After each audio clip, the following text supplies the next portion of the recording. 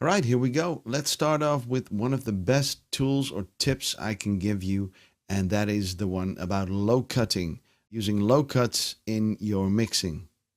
If you've seen one of my previous Logic Pro courses, you know that I use a lot of low cuts in my mixing, more or less on all channels in my projects to come up with clean, good sounding mixes. And of course, there's like a million ways you can go about that. But let's say for this example, I've got this one track in my mix, an instrument track. There's no instrument on there right now, but let's say there is. And it needs a little low cutting. So in the past, I used to go to Audio Effects, EQ, Single Band, and choose the right filter from the menu, maybe a low cut or a high cut. So in this case, I'll choose the low cut and just use the slider to low cut to my heart's content.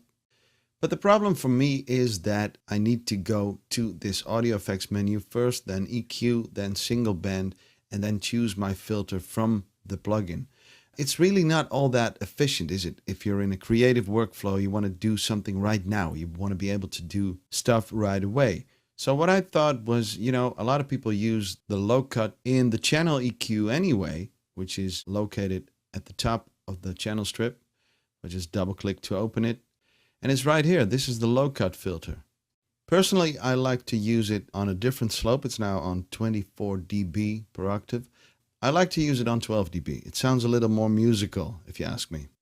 And you can just grab it and get down to business. Low cut away. If you want to use it on 24 dB instead, that's up to you, of course.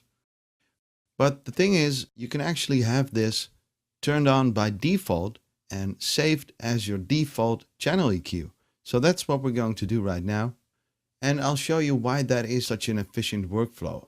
If I go to the menu here and just save this as a default, like that. If I now close this and take it out of my insert, and the next time I need a little low cutting, I just double click the channel EQ and low cut away. That is fast and efficient, right? That's the beauty of the user default in the channel EQ.